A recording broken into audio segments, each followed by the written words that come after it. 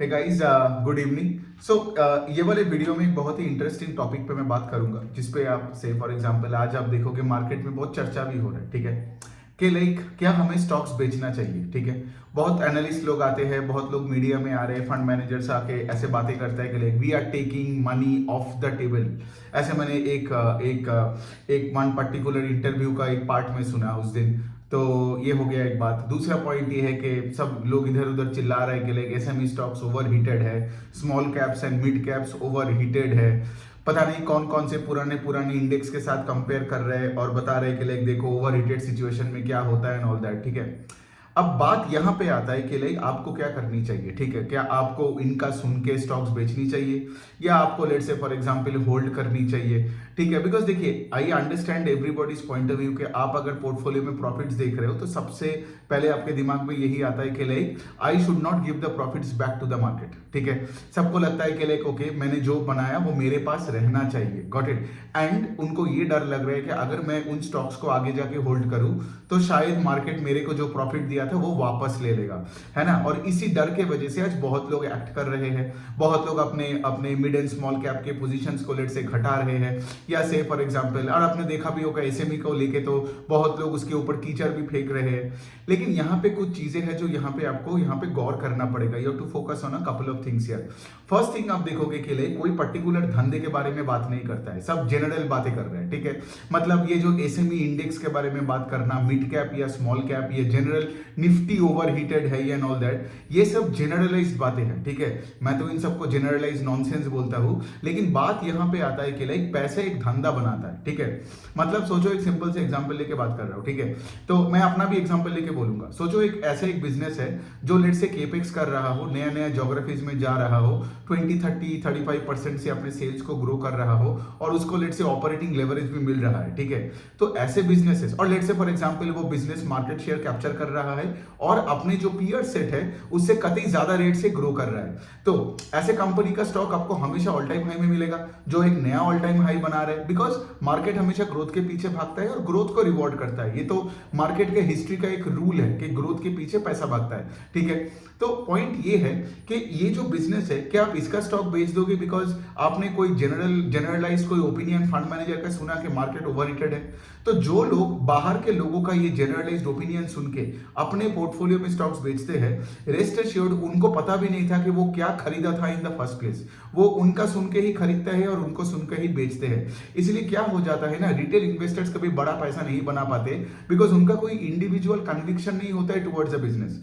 जो मैंने इस बिजनेस के एग्जांपल लेके अभी बात किया, ठीक है। अभी लॉजिकली आप बताओ, राइट, क्या आप इस बिजनेस को बेच दोगे बिकॉज कोई कोई नामी दामी फंड मैनेजर आके बता रहे हैं कि सब कुछ ओवररेटेड है? और दुनिया में ऐसे कौन से स्टॉक है आप मुझे बताओ जब उसका कंपनी का परफॉर्मेंस बहुत अच्छा है, जब उसका हाई ग्रोथ फेज में चल रहा है, सडनली उसका स्टॉक गिर जाता है बिकॉज ओवररेटेड है? नहीं है। मैं आपको कुछ एग्जांपल लेके, मैं अपने एक पोर्टफोलियो का कंपनी का ही एग्जांपल लेके यहाँ पे बात करता हूँ, कल्याण ज्वेलर्स, ठीक है। मैं कल्याण ज्वेलर्स का प्रॉब्ली पिछले 3.5 साल से होल्डर हूँ, 3.5 पौने 4 साल होगा जब से मैं होल्डर हूँ। और यहाँ पे बात आता है, ठीक है, कि कल्याण ज्वेलर्स मैंने जहां से खरीदना चालू किया था, जहां से मैं खरीदा था पहले बार, तो पहले थोड़ा इन्वेस्टिंग फिलोसॉफी भी समझ लेते हैं यहाँ पे, ठीक है। मैंने जब पहले बार कल्याण ज्वेलर्स खरीदा था, मुझे नहीं पता था 4 साल बाद कल्याण ज्वेलर्स यहाँ तक पहुंच जाएगा, ठीक है। मैं जब पहले बार कल्याण ज्वेलर्स खरीदा था तब I remember that they had less than 100 stores, 100 के नीचे स्टोर्स था। और उनका वो पूरा प्लान चल रहा था कि वो साउथ से नॉन साउथ मार्केट्स में जाएंगे,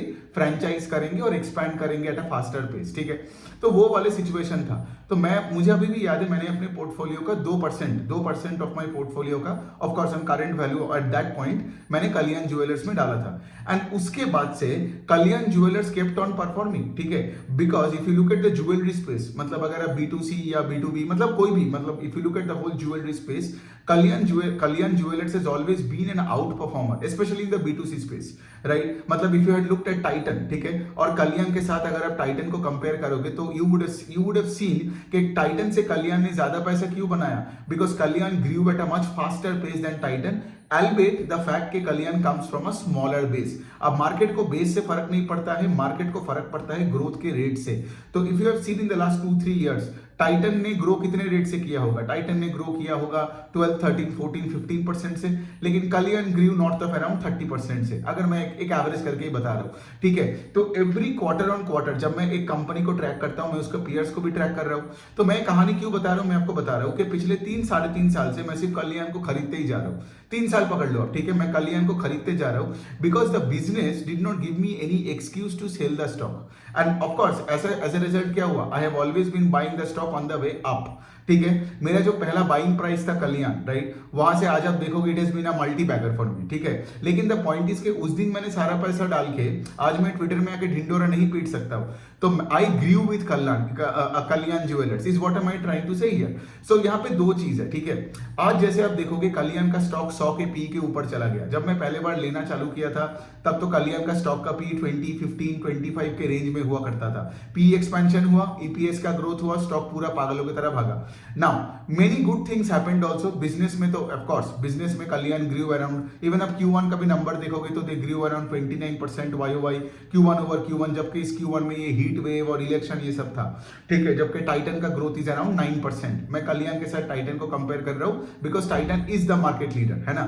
सो ये हो गया पहला पॉइंट। दूसरा पॉइंट ये है कि अगर आप कल्याण का Q1 का कॉन कॉल सुनोगे तो यहाँ पे वो लोग क्या बता रहे हैं कि उनका स्टोर एक्सपेंशन का प्लान्स जो था वो बरकरार है। वो लोग जो साउदर्न मार्केट्स में जो एकदम कंपनी ऑपरेटेड स्टोर्स चलाता था, अभी से ये लोग जो नॉन साउथ मार्केट्स में जब जा रहे हैं, नॉन साउथ मार्केट्स में ये लोग even they are performing better than what they did in the past in the southern markets. अगर मैं ये सब कुछ चीजें सुन रहा हूं तो मैं क्या कल्याण का स्टॉक बेच दूं जस्ट बिकॉज कोई बाजार में आके कोई बोला कि लाइक यू नो कल्याण का मतलब कल्याण इज हीटेड। मतलब ये टर्म का मतलब क्या है? समथिंग इज फकिंग हीटेड, ठीक है। मतलब आपको अगर कुछ आता नहीं है तभी आप आके एक जनरलाइज स्टेटमेंट दोगे जो मिड कैप्स आर हीटेड या small caps are heated. What am I trying to say here इसके लिए कि पिछले 3 साल से I been constantly accumulating Kalyan because the business gave me no reason to sell even a single stock. यही मैं बोलने का कोशिश करता हूं। मेरे पूरे पोर्टफोलियो में जो भी कंपनीज है, टॉप होल्डिंग जो कंपनीज है, they grew with me over a period of time, got it. Because वो कंपनीज को मैं कभी बेच नहीं पाया इन द सेंस मतलब जब उनका रिजल्ट आता है और कॉन कॉल आता है, आप देखे होंगे मैं हमेशा एक फ्रेमवर्क पे अपना वीडियोस बनाता हूं। उसी फ्रेमवर्क में मैं चेक करके देखता हूं कि can I sell this stock. मैं हमेशा एक रिजेक्शन माइंडसेट में चलता हूं, ठीक है।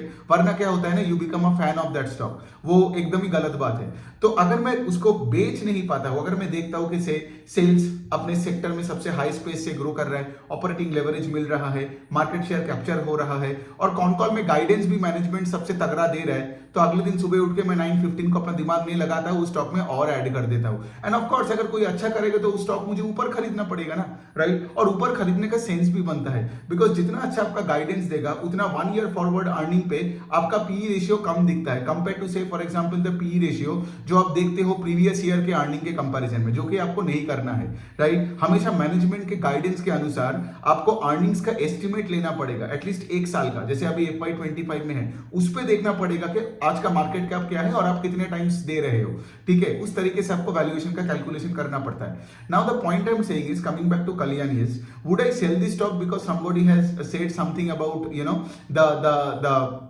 The market as a whole कि लाइक ये हीटेड है, ये है, वो है, नो, राइट। तो देखिए मैं एक पोर्टफोलियो स्टॉक का ही एग्जांपल लेके बात कर सकता हूं, then it becomes more relevant for you. कोई रिकमेंडेशन की तरह मत लीजिए। Now my point is this के राइट कि मैं कल्याण बेचूं ना बेचूं वो मेरे पे डिपेंड नहीं करता है, वो आज का पीई रेशियो पे भी मैटर नहीं करता है, मैटर करता है कल्याण के फ्यूचर परफॉर्मेंस में।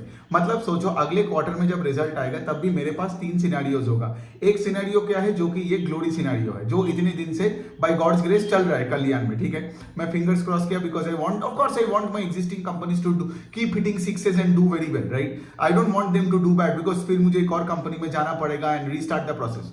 सो हैविंग सेड दैट, वो ग्लोरी वाला फेस तो वही है कि जो इन्होंने गाइड किया वैसा ही वो एग्जीक्यूट करेगा, 30% से वो ग्रो करेगा, so on and so fourth, ठीक है। दूसरा फेज क्या है? दूसरा फेज ये है कि से फॉर एग्जांपल कंपनी का पेस ऑफ ग्रोथ घट जाता है, ठीक है। अब पेस ऑफ ग्रोथ घटने का मतलब लेट्स से जो कल्याण आज आप देखोगे 30% के आसपास ग्रो कर रहा है। लेट्स से मैं कल्याण का सिर्फ एक एग्जांपल लेके बात कर रहा हूं to drive home the point. एक डायरेक्ट स्टॉक का बात नहीं करूंगा तो फिर समझ में कैसे आएगा। तो now coming back to Kalyan, let's say for example अगर मैं आगे जाके देखता हूं कि कल्याण का ग्रोथ का रेट घट गया, सेल्स का ग्रोथ का रेट हमेशा बात करता हूं मैं, ठीक है। तो लेट्स से उसका सेल्स का ग्रोथ का रेट 10% हो गया, लेट्स से वो टाइटन का पार हो गया। तो मैं जानना चाहूंगा कि उसका रीजन क्या है। अगर लेट्स से मैं रीजन देखूंगा कि लेट्स से कोई इलेक्शन, हीट वेव, कोई अनशन बाहर का कोई वन टाइम इवेंट है, तब शायद मैं स्टॉक को अपने पोर्टफोलियो में रखूंगा, लेकिन उसमें मैं ऐड नहीं करूंगा, ठीक है। और तीसरा सिचुएशन ये है कि कंपनी अंडर परफॉर्म करता है। अंडर परफॉर्म मतलब होता ही है ना कि कंपनी ने परफॉर्म नहीं कर पाया, लेट्स से आपने ज्यादा खुद मतलब कुछ हद से ज्यादा ही एक्सपेंड कर लिया, आपका कॉस्ट बढ़ गया और आगे जाके आपका वैसा डिमांड आया नहीं, तो आपका मार्जिन भी कंप्रेस हुआ और आपका सेल्स ग्रोथ भी नहीं हुआ, जो आप देख रहे हो कि क्यूएसआर कंपनीज में हो रहा है, ठीक है।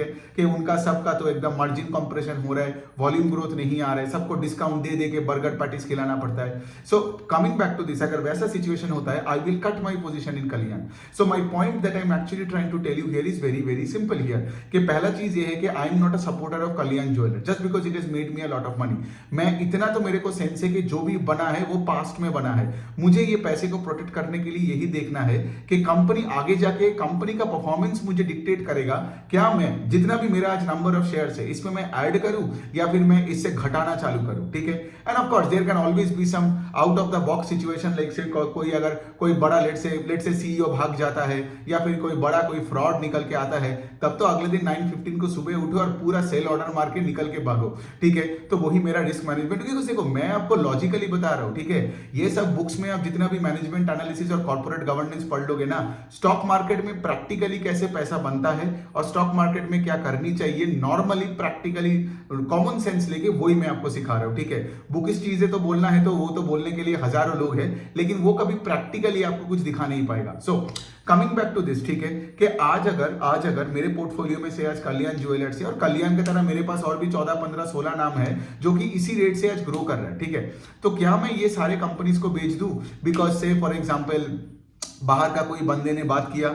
नहीं, राइट। एंड दूसरा बात ये आता है कि लाइक जैसे मैंने बोला वीडियो के बिगिनिंग में, राइट, कि जो लोग अपने स्टॉक्स बेचते हैं ये बाहर के लोगों का सुन के, मतलब उनको पता ही नहीं था वो किस बेसिस पे वो स्टॉक को खरीदा था इन द फर्स्ट प्लेस, ठीक है। तो कल्याण का एग्जांपल से आपको समझ में आता है कि लाइक मैं सिर्फ मैनेजमेंट का सुनता हूं और मैं अभी आगे का सिर्फ Q2 का रिजल्ट और कॉन कॉल के लिए मैं वेट कर रहा हूं, ठीक है। और उसके बाद जाके मैं अपना डिसीजन मेकिंग को फिर से बदलूंगा कि इसका मतलब क्या कि इंक्रीमेंटली ऐड करनी है या माइनस करनी है। मैं कल्याण ज्वेलर्स को टच भी नहीं करूंगा ये सोच के, मैं ओवर स्मार्ट गिरी नहीं करता कि भाई इसका 100 का पी हो गया चलो बेचना चालू कर दो, बिकॉज यही मिस्टेक बहुत लोगों ने किया। एक और स्टॉक है उसका नाम है ट्रेंट लिमिटेड करके, ठीक है। ट्रेंट लिमिटेड का आज अगर आप देखोगे ना, वो स्टॉक जब 1000 में था तो तब भी लोग बोलते थे ओवर वैल्यूड, आज 7, 7,500 हो गया तब भी लोग बोलते हैं super over valued. The point I am actually trying to say इसके लिए आपको नहीं पता होता है कि एक स्टॉक जब ऊपर जाता है तो किस हद तक जा सकता है, ठीक है।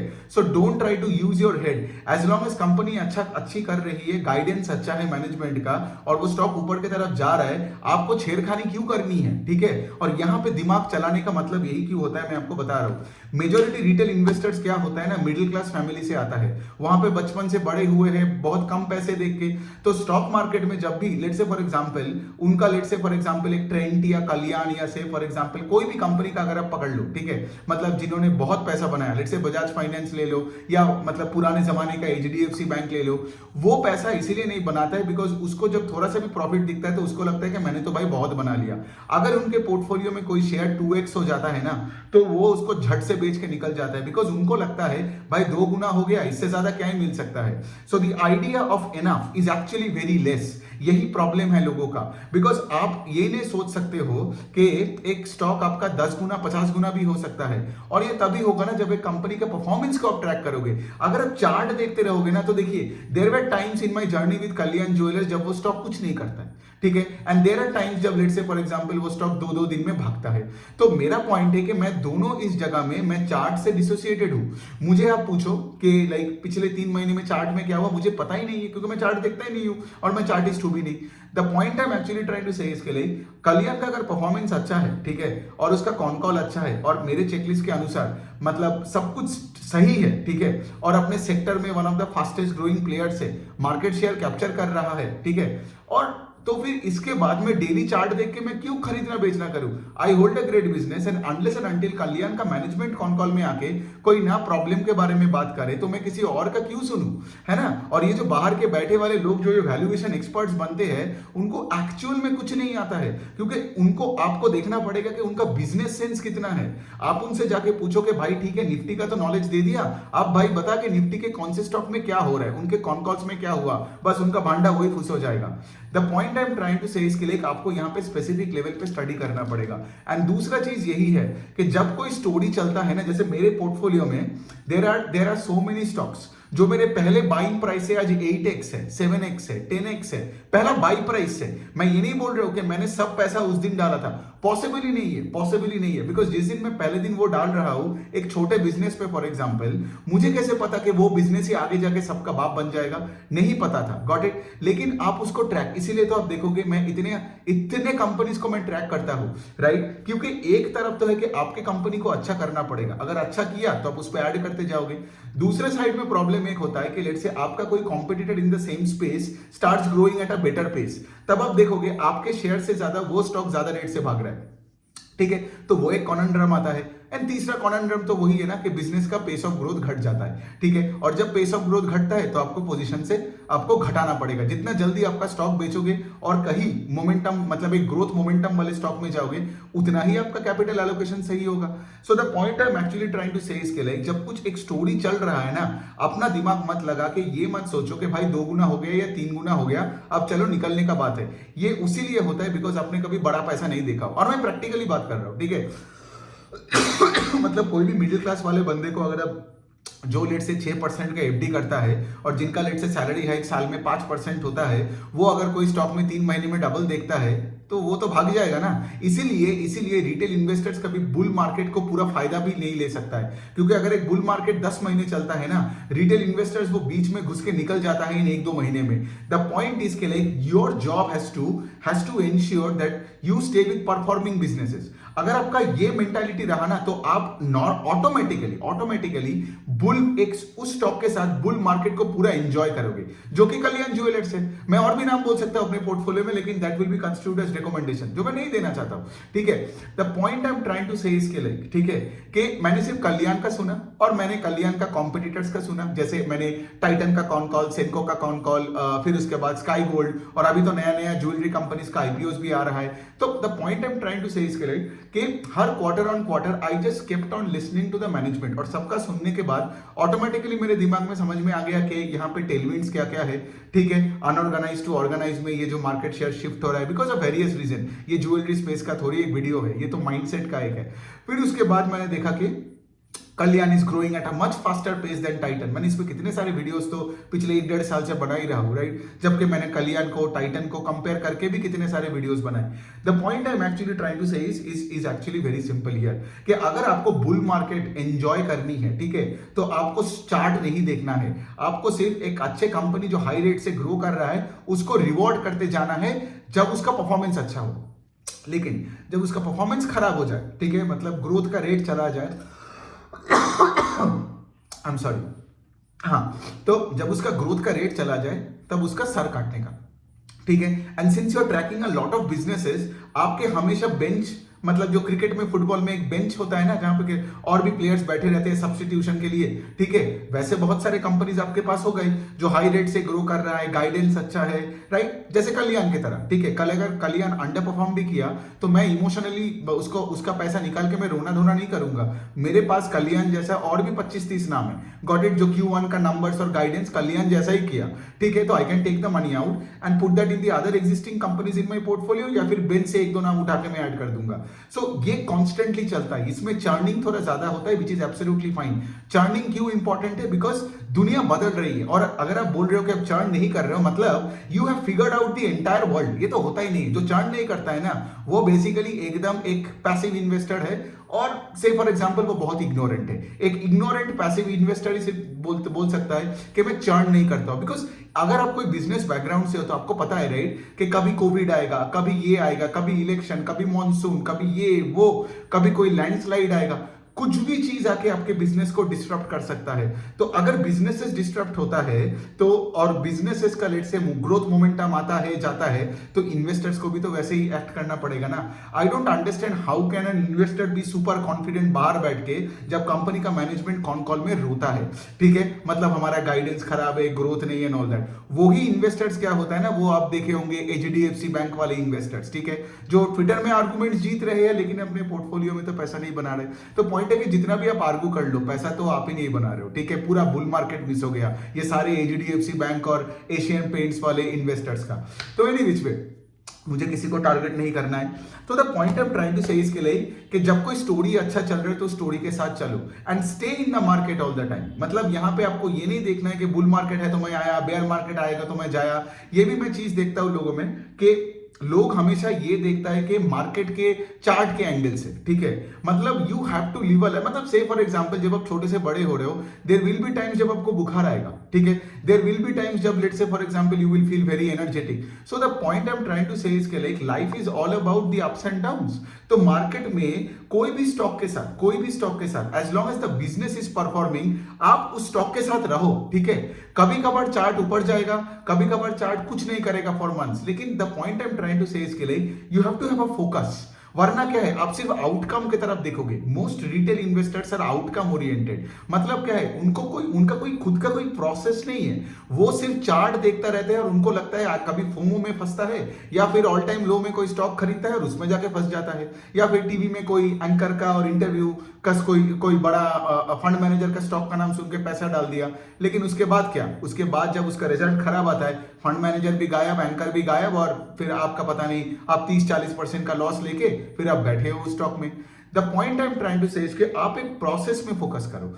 प्रोसेस क्या है? प्रोसेस वेरी सिंपल है कि आपको एक धंधा जिसका ग्रोथ मोमेंटम है, जिसका सेल्स ग्रोथ अपने पीयर से ज्यादा है, जो मार्केट शेयर कैप्चर कर रहा हो, जिसका गाइडेंस बहुत तगड़ा हो, मैनेजमेंट इज बुलिश एंड, और आपको पीयर्स का भी कॉन कॉल्स पढ़ना पड़ेगा, फिर आपको समझ में आएगा ना कि like you know what is the difference between the wheat and the chef, right. तो ये करने के बाद अगर आपको एक कंपनी मिलती है जो कंसिस्टेंटली अच्छा कर रहा है, तो उसमें पैसा डालते जाओ, ठीक है। मेरा कहना है कि अगर कोई कंपनी अच्छा परफॉर्म करता है, the only way to reward the company is by investing into more of its stocks. Got it? And again, the company अच्छा नहीं किया, अगर परफॉर्मेंस अच्छा नहीं किया, तब जाके आप बेचो। ये कोई रीजन नहीं है बेचने का कोई अच्छे कंपनी को जब परफॉर्म कर रहे हैं बिकॉज उसका स्टॉक 3 महीने नहीं चला।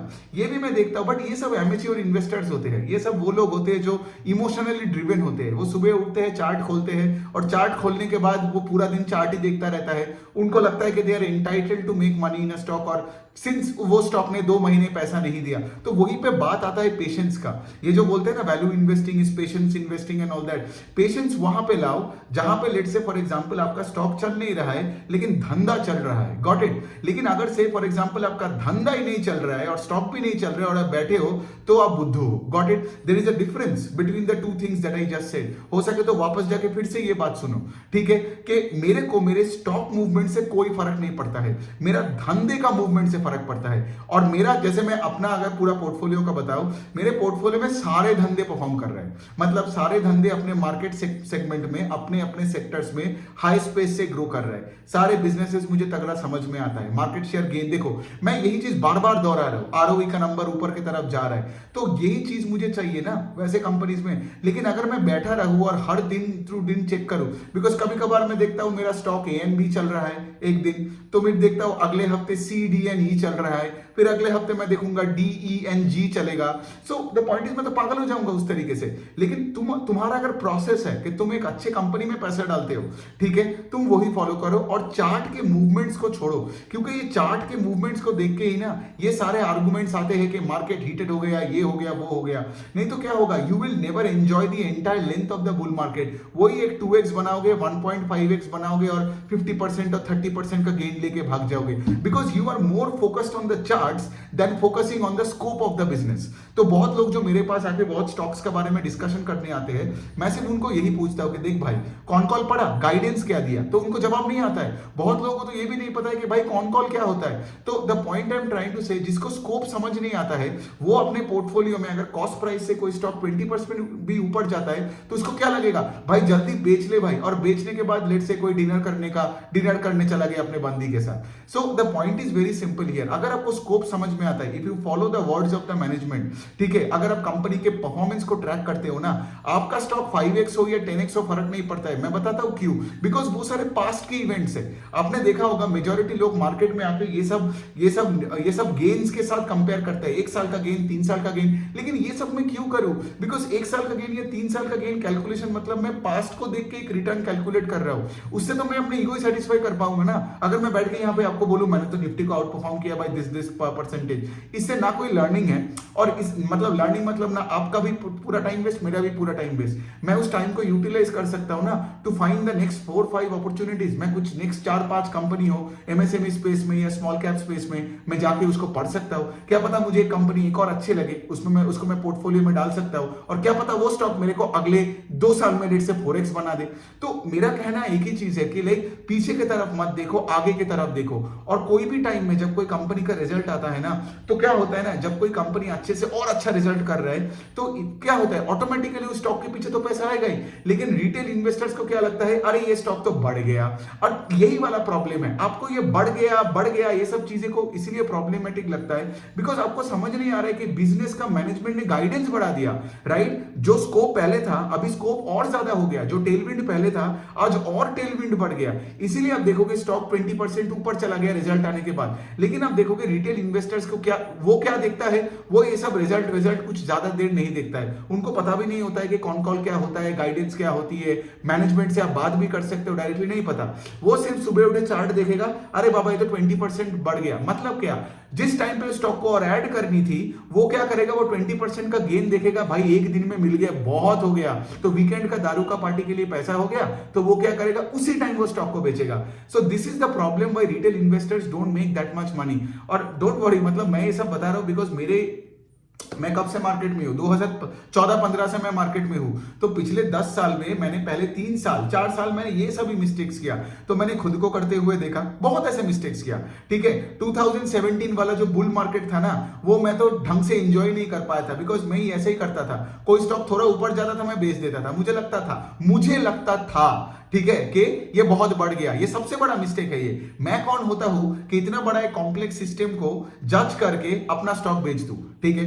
तो ये जो सारी चीजें हैं, मतलब ये सारी चीजें के वजह से ही आप देखोगे कि रिटेल इन्वेस्टर्स कभी एक कंपनी को लेके पूरा वो राइड एंजॉय नहीं कर पाता है, ठीक है। लेकिन मेरा आपसे लास्ट में एक ही बेसिक एक सजेशन है, बुल मार्केट हो, बेयर मार्केट हो, डॉग मार्केट हो, कोई भी मार्केट हो, आपका प्रोसेस को ठीक करो। अगर आपका प्रोसेस में है ना कि मैं ग्रोथ मोमेंटम वाला कंपनीज के साथ रहूंगा, चर्निंग चलेगा, दैट इज फाइन। अगर आप ग्रोथ मोमेंटम वाले कंपनीज के साथ रहते हो जिसका गाइडेंस अच्छा है और जो बिजनेस आपको समझ में आता है, आप देखोगे उसमें आप पैसा बनाओगे। तो ये जो रिटर्न कैलकुलेशन आपको करना भी नहीं है, you will automatically beat all indexes and beat all your friends and all your fund manager friends, सबको आप यू बीट कर दोगे जब आपका फोकस रिटर्न्स पे ही ना हो, आपका फोकस एक प्रोसेस में हो। तो यही तक है। तो I hope you understand this, क्योंकि मैंने सुबह इस पे एक पोस्ट किया बिकॉज बहुत लोग मुझे डीएम्स करते हैं ये सब चीजों के बारे में, मार्केट ओवर हीटेड, सेंसेक्स क्या कर रहा है, ये ऊपर गया, कल तो शायद नीचे चला जाएगा मार्केट। मतलब आप जब ये सवाल पूछते हो तो आपको भी लगता होगा ना कि लाइक एक बियॉन्ड द पॉइंट इसका कोई लॉजिक नहीं है कि एक स्टॉक सडनली तो मतलब आधा नहीं हो जाएगा बिकॉज वैल्यूएशन बढ़ गया था। वो कंपनी में कोई ना कोई रिजल्ट का प्रॉब्लम आएगा, ग्रोथ चली जाएगी, मैनेजमेंट गाइडेंस घटा देगा, तब उसका स्टॉक प्रॉब्लमेटिक होगा। इसीलिए तो आपको जल्दी रिएक्ट करना पड़ेगा, both in buying and selling, because market किसी के लिए वेट नहीं करता। सोचो ना, आज अगर मैं ट्रेंड का एग्जांपल लेके बात करें, चलो कल्याण का ही बात करता हूं, कल्याण 100 का पी हो या 150 का पी हो, आई वोंट सेल। लेकिन लेट से फॉर एग्जांपल अगर मैं कोई क्वार्टर में देखता हूं ना कि लेट से कल्याण का पेस ऑफ ग्रोथ घट के सेल्स ग्रोथ हो गया 10% और मैनेजमेंट ने लेट से आगे जाके ये बताया कि वो उतना स्टोर्स नहीं खोलेगा जो पहले वो बता रहा था, भाई मैं अगला दिन ही कल्याण को काटूंगा, शायद मैं पूरा ही निकाल दूं या फिर मैं 60-70-80% तो उस दिन ही मैं निकाल दूं।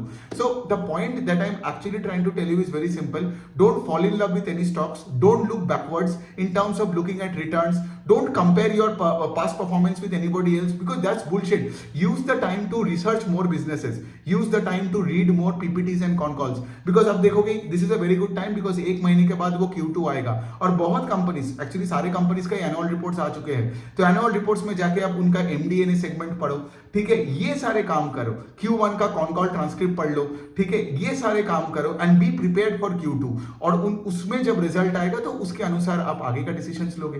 सो यही है।